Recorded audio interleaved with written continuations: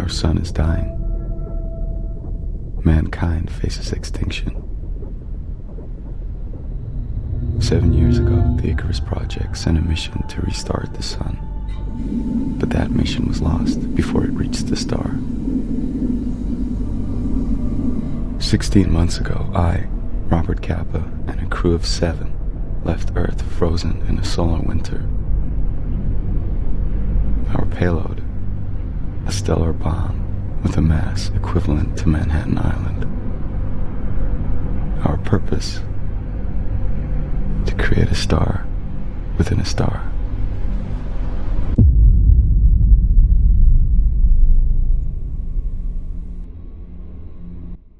For my final thoughts on SOMA, I would like you all to join me here today in this video essay about the 2007 sci-fi thriller film Sunshine by Daniel Boyle, and the 2015 sci-fi horror game SOMA by Frictional Games, and what these two pieces of media share in common, and how they complement each other.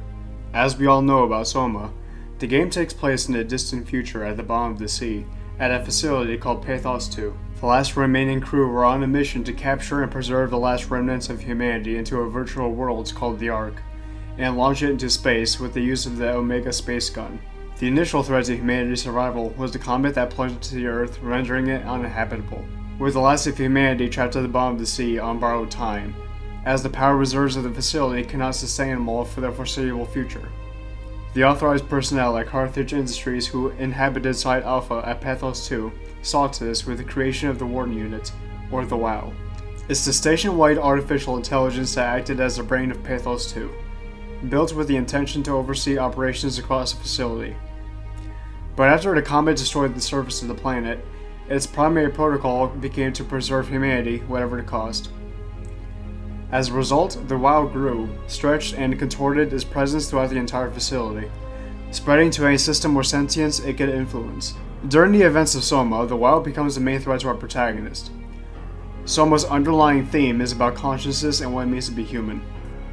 The film, Sunshine, takes place in the near future as well, 50 years into the future. Our sun is dying and Earth is plunged into a solar winter. Humanity makes a desperate attempt to reignite the sun with a nuclear payload, carried by the Icarus I. However, the vessel fails to make the trip past Mercury and loses contact with Earth. With no other option, humanity tries one final time to make the trip to the sun with the Icarus II, carrying 8 crew members who we meet in the film. Now that we know key information about the film and the game, let's begin this analysis. Sunshine begins as we follow the Icarus making its way to the sun, and we are greeted by Searle as he gazes into the beauty that lies before him. He's got to be one of the more interesting characters in the film to me, as his fascination with the sun reminds me of myself with the many sunsets and sunrises that we all experience. At this distance of 36 million miles, you are observing the sun at 2% of full brightness. 2%? Searle as a character reminds me of Mark Sarang, more specifically with Mark's theory of continuity, given what we learned from his interview with Catherine Chun. What are your thoughts on the art project? The idea is just incredible, by every definition. It really makes you think about what it means to be human. What makes you say that? Beyond the basics, beyond the superficial, I'm convinced there's something with even greater value.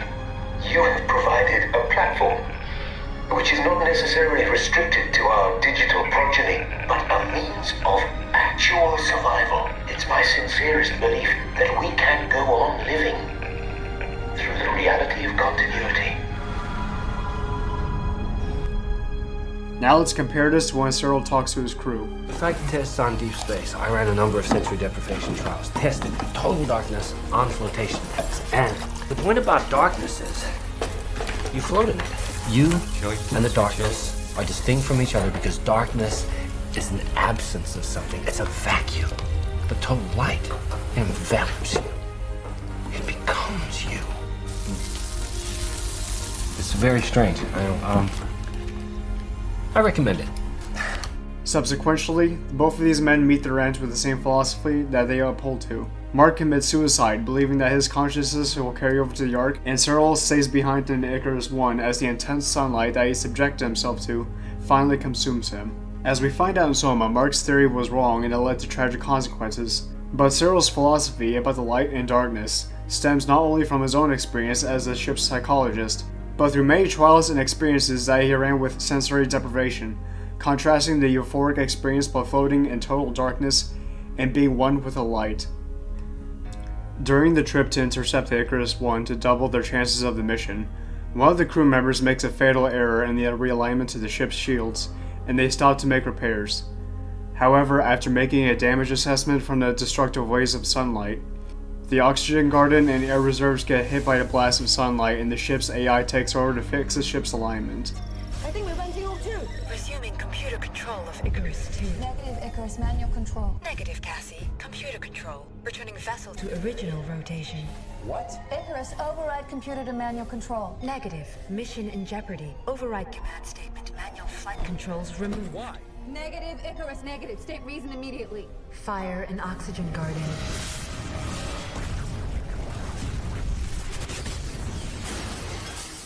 Kappa and Kaneda are still fixing the panels, but Kaneda tells Kappa to retreat. Kappa, go back. I'll finish this. Please, I can do this. Go.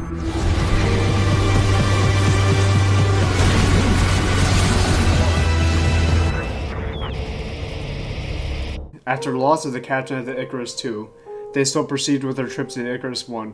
Once inside the ship, Cyril finds the crew in the observation room, huddled together in a mass of dust and ash.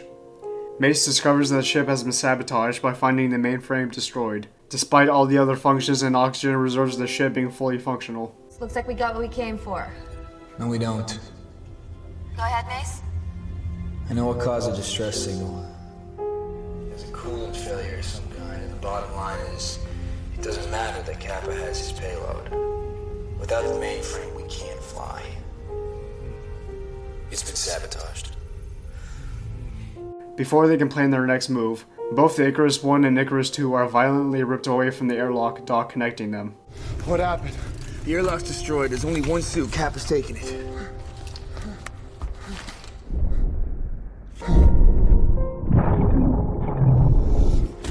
Cyril stays behind to open the airlock from the inside, while Harvey, Kappa, and Mace lunge themselves back to the Icarus II. There's no choice. No, there's no choice for you. Kappa, I order you to remove that suit. Get out of the suit! Hey, Kappa. We're only stardust. Harvey misses the jump and dies from the deadly vacuum of space, while Kappa and Mace make it back in one piece. Kappa then discovers that the captain of the Icarus I, Pinbacker, has intercepted the Icarus II and caused a decoupling. Who's the fifth crew member? Unknown. Where is the fifth crew member? In the observation room. He finds him in the observation room and is attacked. Pinbacker begins his assault on the ship to stop it from reaching the sun.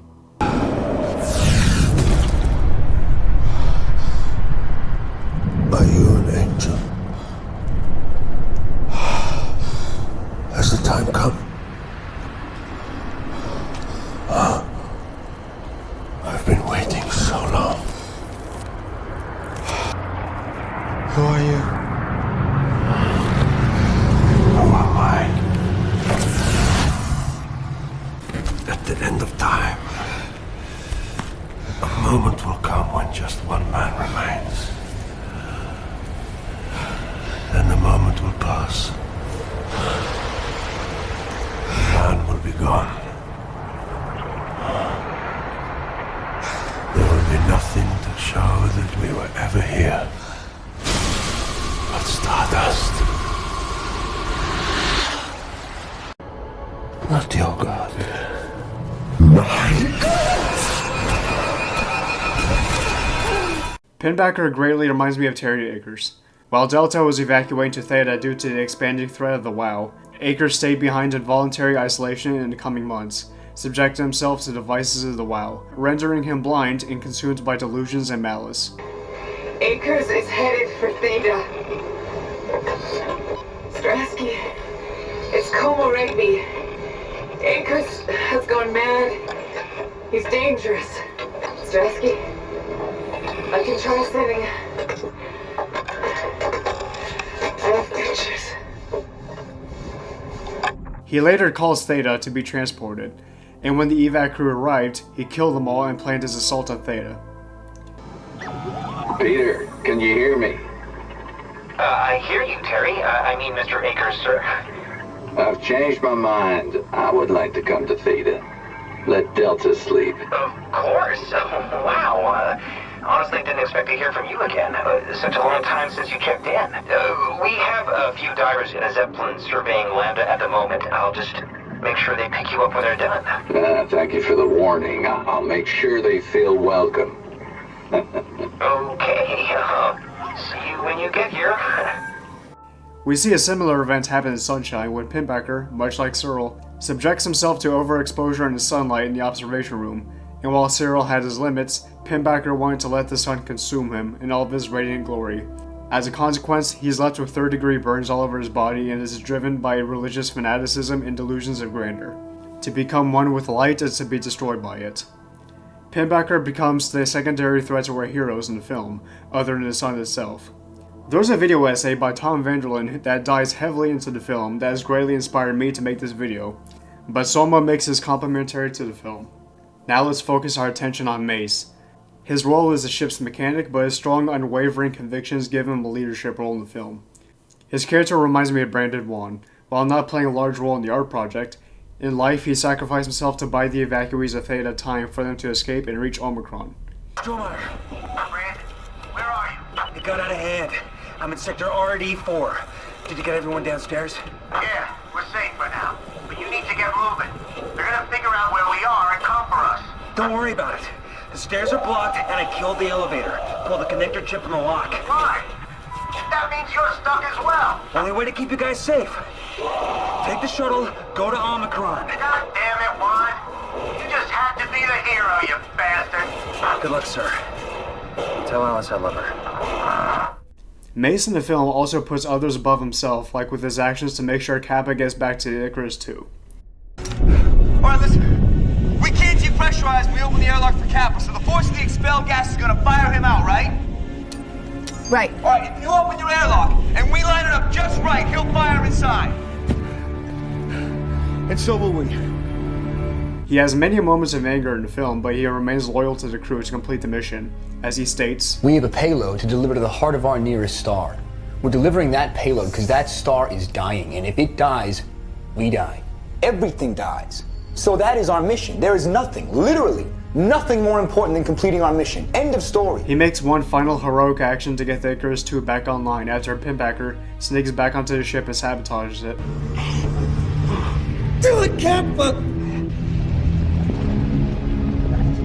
Do it. We finally focus on our lead character, Robert Kappa, the physicist who operates the stellar bomb the Icarus II carries. Honestly speaking, he reminds me of Catherine Chun, both highly intelligent and silent outcasts of their colleagues who understands the true scale and importance of their creations to save humanity.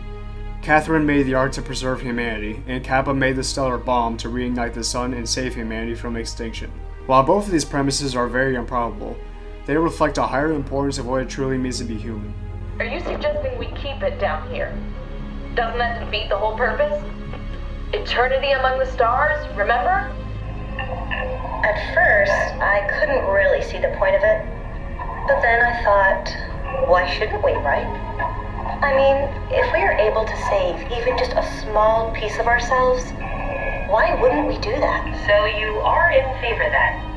Between the boosters and the gravity of the sun, the velocity of the payload will become so great, space and time will become smeared together. Everything will distort, everything will be unquantifiable.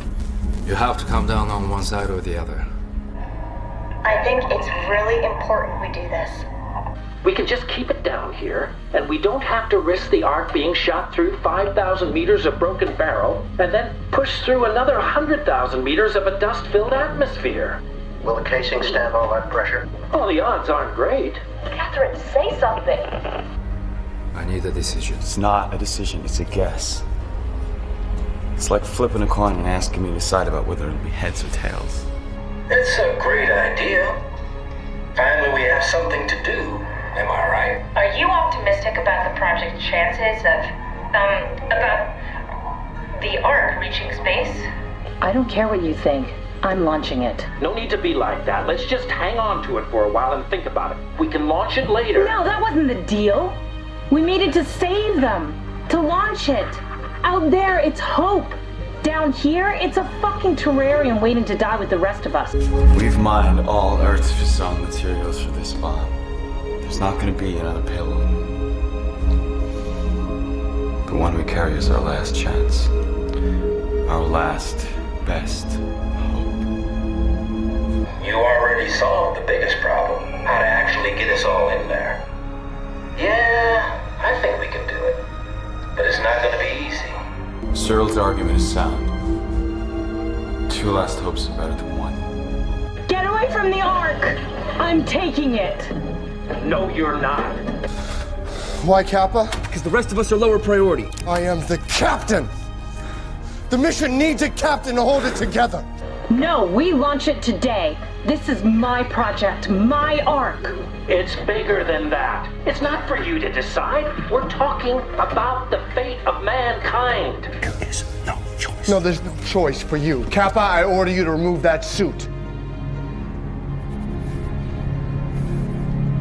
Get out of the suit! After Mace gives his life to let Kappa complete the mission, Kappa detaches the payload from the Icarus II and makes a desperate leap to the bomb before the boosters ignite to propel the bomb into the sun. He looks back as the Icarus II is destroyed in the sunlight before making his way inside.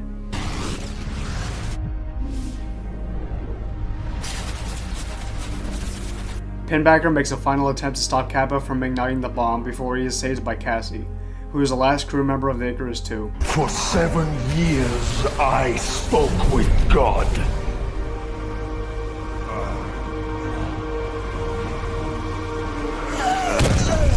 He told me to take us all to heaven. She encourages Kappa to ignite the bomb as he makes his way to the center and starts it.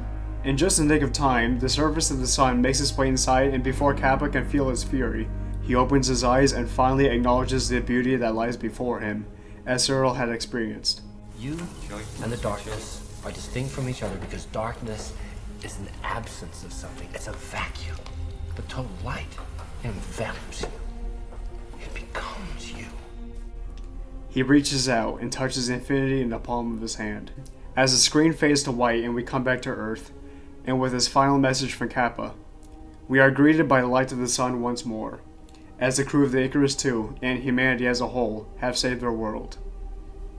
All you have to do is look out for a little extra brightness in the sky. So if you wake up one morning and it's a particularly beautiful day, you'll know we made it. Okay.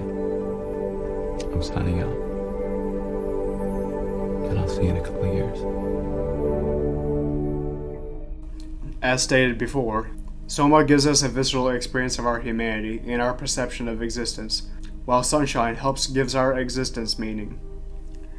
While I don't want to borrow from Tom's video too much about Sunshine, the line by Carl Sagan regarding the pale blue dot speaks volumes about this better than I can. It has been said that astronomy is a humbling and character-building experience.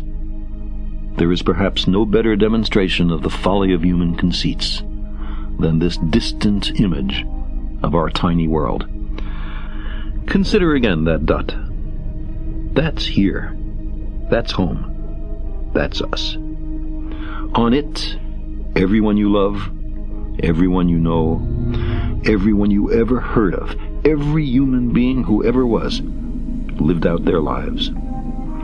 The aggregate of our joy and suffering, thousands of confident religions, ideologies, and economic doctrines, every hunter and forager, every hero and coward, every creator and destroyer of civilization, every king and peasant, every young couple in love, every mother and father, hopeful child, inventor and explorer, every teacher of morals, every corrupt politician, every superstar, every supreme leader, every saint and sinner in the history of our species lived there, on a mote of dust, suspended in a sunbeam.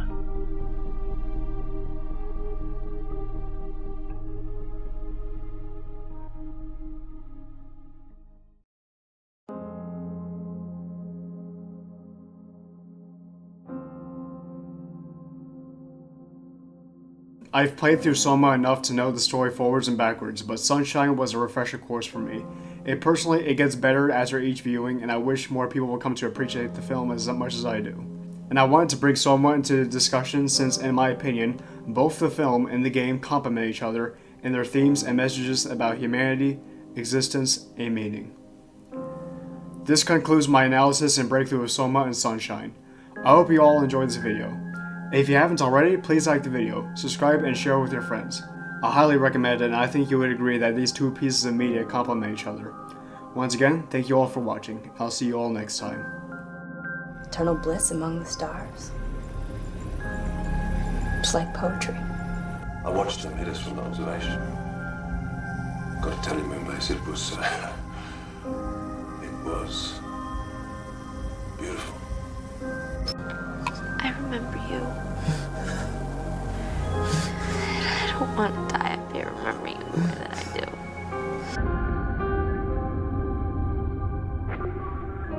I'm fine. What is it? It's the Icarus One. Shut down the power wow.